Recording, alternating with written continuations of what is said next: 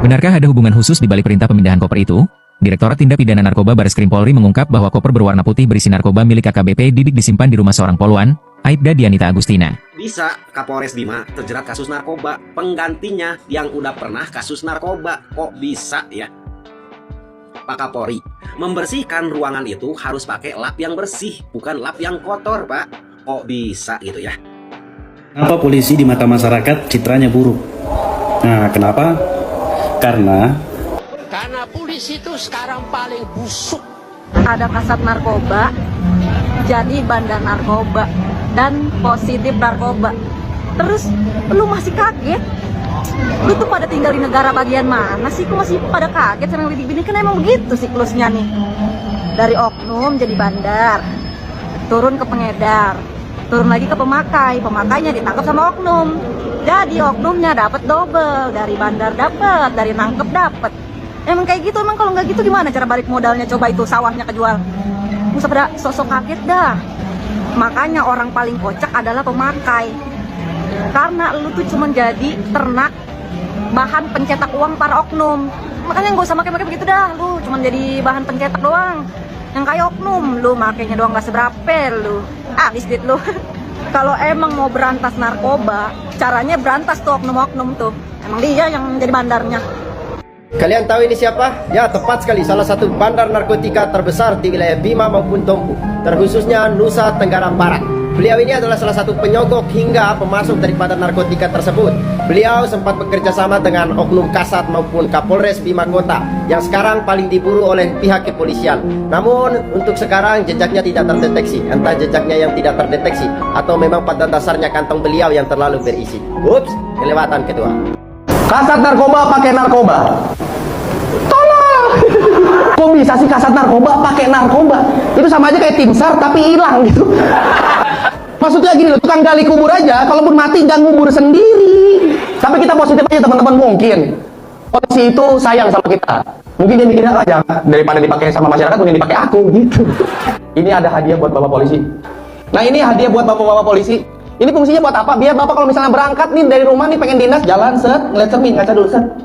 Kenapa ya di Indonesia masih banyak yang pakai narkoba? Oh iya, jenderal juga jualan. Inilah perawakan AKBP Catur Erwin, PLH Kapolres Bima yang baru menggantikan AKBP Didi Kapolres Bima yang sebelumnya ditangkap karena membackingi bandar narkoba. Kompolnas agak kurang setuju dengan penunjukan AKBP Catur ini, sebab si perwira ini juga punya kasus yang mirip dengan AKBP Didi, sehingga khawatir malah jadi kontroversi, di mana AKBP Catur pada 2017 pernah terdeteksi positif nyabu saat menjabat Kasatres Narkoba Polres Ternate, dan saat itu dia disanksi. Tapi gini dia malah menggantikan AKBP Didi, ex Kapolres yang juga positif nyabu dan membackingi bandar narkoboy. Wah, ya juga tuh, minimal jangan yang punya track record narkoboy lah, kalau memang stok perwira sedikit. Benarkah ada hubungan khusus di balik perintah pemindahan koper itu? Direktorat Tindak Pidana Narkoba Bareskrim Polri mengungkap bahwa koper berwarna putih berisi narkoba milik AKBP Didik disimpan di rumah seorang poluan, Aibda Dianita Agustina. Lokasinya berada di perumahan klaster Grande Karawaci, Tangerang, Banten. Kasubdit 3 di Tipin Narkoba Bareskrim Polri, Kombes Zulkarnain Harahap, menjelaskan bahwa Dianita dan Didik bukan orang asing satu sama lain. Keduanya pernah berdinas bersama di Polres Tangerang Selatan serta saat AKBP Didik bertugas di Polda Metro Jaya. Dianita berdinas di Polres Tangsel, dulu anak buah Didik pada saat berdinas di Polda Metro, ungkap Zulkarnain. Zulkarnain mengemukakan, awalnya, saat diperiksa, AKBP Didik mengakui mengonsumsi narkoba. Lalu, aparat Divisi Profesi dan Pengamanan, Propam, Polri bergerak ke rumah AKBP Didik, yang juga berlokasi di Tangerang Selatan. Namun, saat itu, koper tersebut sudah tidak berada di kediaman sang Kapolres. Berdasarkan pemeriksaan, koper itu telah dipindahkan ke rumah Dianita. Menurut keterangan penyidik, poluan tersebut mengaku hanya diminta memindahkan koper atas permintaan AKBP Didik. Dia hanya diminta untuk memindahkan koper, hanya itu saja, kata Zulkarnain. Pernyataan ini menegaskan bahwa penyidik belum menemukan bukti keterlibatan aktif Dianita dalam kepemilikan atau peredaran narkoba. Saat koper tersebut dibuka, isinya mengejutkan. Yakni sabu seberat 16,3 gram, ekstasi 49 butir dan 2 butir sisa pakai, 23,5 gram, alprazolam 19 butir, pil Happy Vive 2 butir, dan ketamin 5 gram. Atas temuan tersebut, Didik resmi ditetapkan sebagai tersangka kepemilikan narkoba.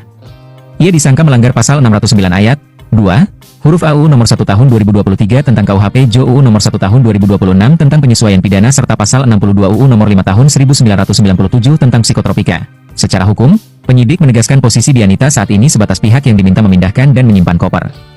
Belum ada keterangan resmi yang menyebut adanya hubungan pribadi di luar kedinasan antara AKBP Didik dan Aibda Dianita.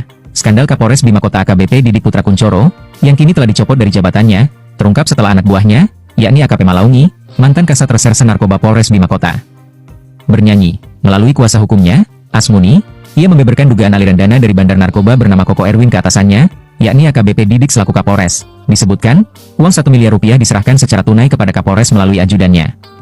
Uang tersebut bahkan disebut dibungkus menggunakan kardus bekas bir. Setoran itu terkait permintaan AKBP Didik untuk disediakan satu unit Toyota Alphard keluaran terbaru seharga 1,8 miliar rupiah. Permintaan itu dikaitkan dengan isu setoran rutin hingga 400 juta rupiah per bulan dari para bandar narkoba demi menjaga kelancaran operasi peredaran narkoba di Bima Kota. Menurut versi yang disampaikan Asmuni, kuasa hukum AKP Malaungi, Koko Erwin disebut bersedia menyiapkan dana sesuai harga kendaraan mewah itu dengan syarat operasinya tidak diganggu aparat. Belakangan AKP Malaungi ditangkap dengan barang bukti 448 gram sabu-sabu di rumah dinasnya. Ia dipecat dan kini menjadi tersangka kasus peredaran narkoba. Tak ingin jadi korban sendirian, AKP Malaungi membuka bobrok atasannya, AKBP Didik. AKBP Didik telah dicopot dari jabatannya sebagai Kapolres, dan kini telah menjadi tersangka. Ada saja kelakuan oknum-oknum polisi di negeri kita ini, yang seharusnya polisi ini mengayomi masyarakat, menegakkan hukum. Akan tetapi, polisi ini justru malah melanggar hukum dengan cara-cara yang kotor, salah satunya seperti tadi yang sudah kita tonton videonya. Ada beberapa oknum anggota kepolisian, bahkan ini adalah kasat narkobanya dan kapolresnya yang ada di Bima NTB, melakukan pelanggaran hukum kasat narkoba, akan tetapi malah mengedarkan narkoba dan diduga menggunakan narkoba. Bahkan ini jelas dikatakan bahwa oknum polisi tersebut positif narkoba. Tentunya ini hal yang tidak asing lagi dan tidak aneh lagi.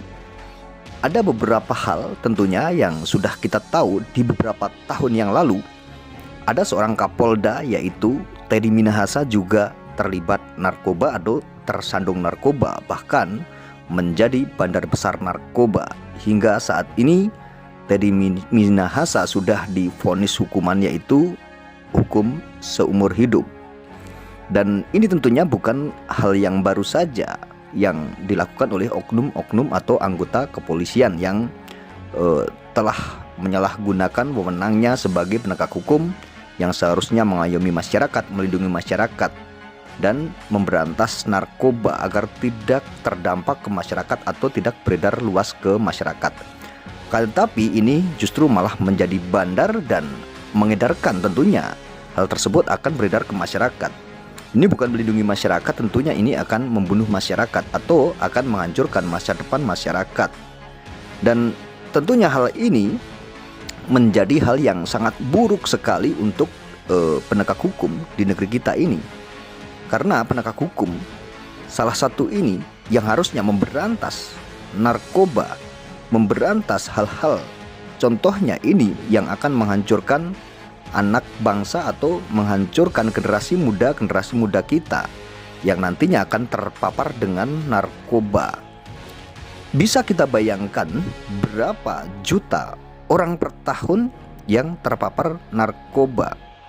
Tentunya hal ini harusnya diberantas dan harus dihentikan, bukan malah ini dikembangbiakan. Bahkan polisi tersebut atau oknum polisi tersebut yang memberikan suatu jalan yang mulus kepada para bandar, pada para pengedar. Tentunya ini sangat tidak mungkin jika di atasannya ini atau ada seseorang yang bukan dari oknum kepolisian atau bukan dari anggota kepolisian yang mengedarkan. Tentunya akan tetapi ini jelas dari orang luar, dari pihak luar, dan dilindungi oleh para oknum-oknum polisi tersebut, sehingga bisa beredar luas dan bisa dengan bebasnya untuk mengedarkan sebuah narkoba tersebut atau barang-barang terlarang tersebut. Ini adalah suatu hal yang contoh yang sangat tidak baik dan contoh yang sangat buruk sekali untuk sebuah institusi penegak hukum yang seharusnya hal ini bisa memberantas tentang adanya peredaran narkoba, akan tetapi justru ini bisa membebaskan atau bisa secara gampang dan mudah untuk peredaran narkoba ini.